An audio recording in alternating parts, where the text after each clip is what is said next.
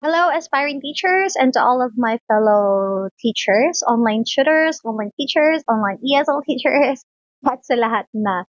Okay, good morning po sa inyong lahat. Ngayon po ay isang magandang umaga sa Pilipinas, May 16, 2025.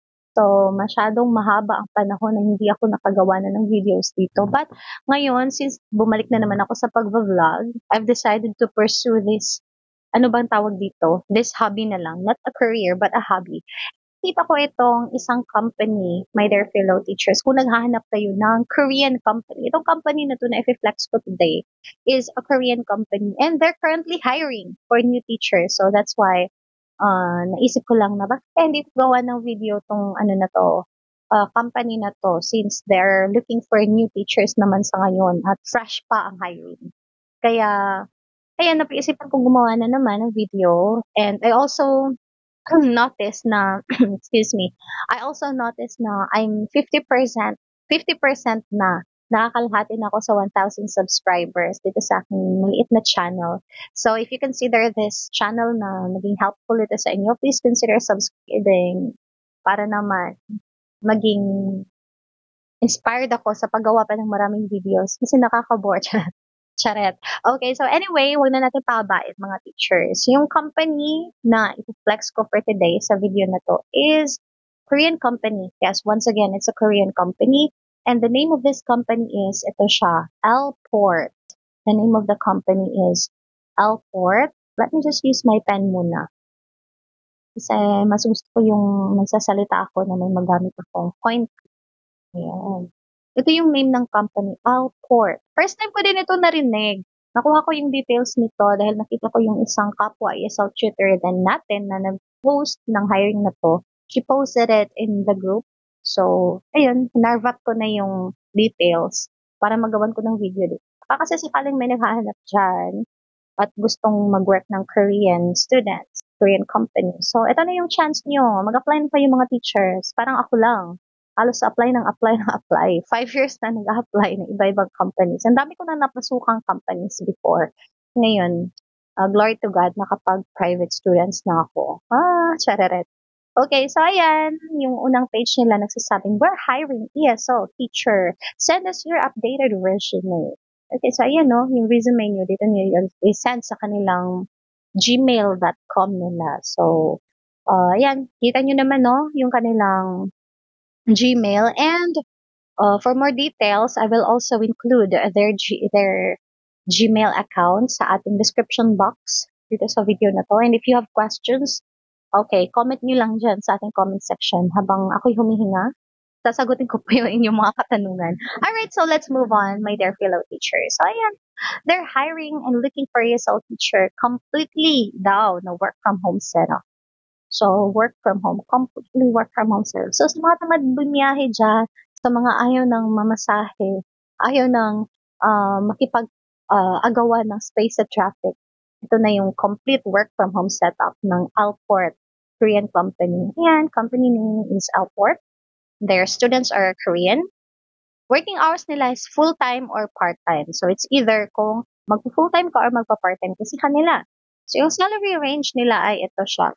60 pesos to 80 pesos per 20 minutes of class.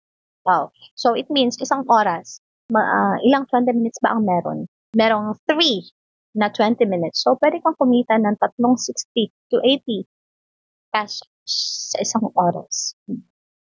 And next is, ayan, meron silang incentives. Ang paborito ng lahat. Plus incentives aside sa ma-earn mong salaries kanila. Okay, let's learn more. Ang requirements nila ay ito mga besh, ito mga teachers. Ang kanilang requirements ay at least 18 years old, of course naman, para maging employed. Ito yung katanggap-tanggap na edad. Hindi ka minor na edad. Alright, so must be fluent in English. Okay, stable internet connection, preferred 50 to 100 Mbps and above. Laptop yung gamit or computer, preferably Intel Core i3 or higher model. So, dapat may noise cancelling headset pa, of course, para naman hindi marinig yung tiktila ng mga manok namin sa paligid. Ayan, ang daming manok. So, kaya kailangan ko talagang gumamit ng headset with noise cancelling.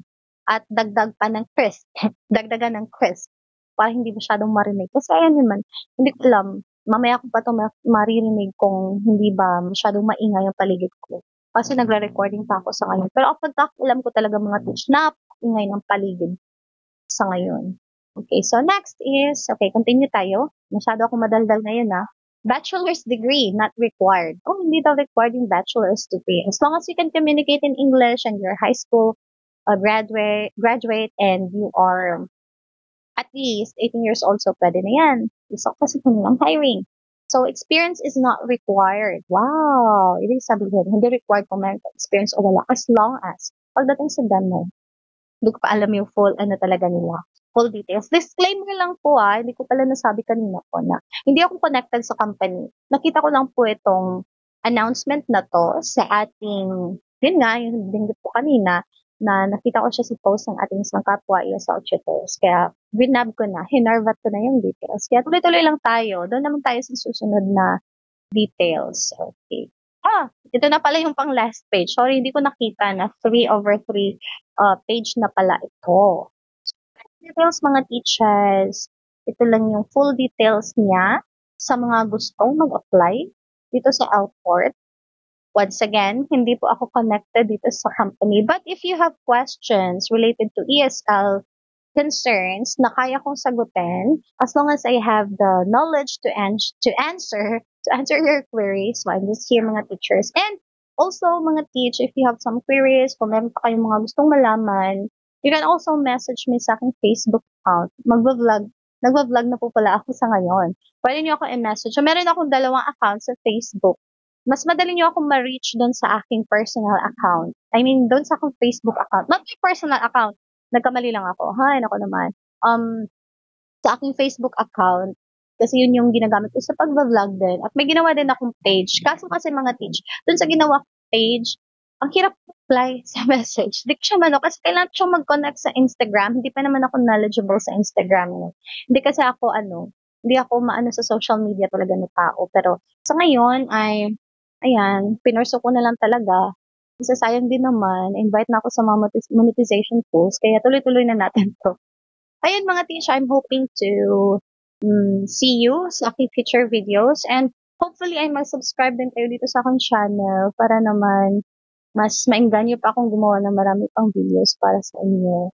And sana naman ay mas lumakas pa yung aking confidence at courage to make more, to make more videos para sa ating lahat ng mga kapwa ESL teachers. Magtutulungan tayo para makapasok sa mga companies na mataas ang offer ang sweldo.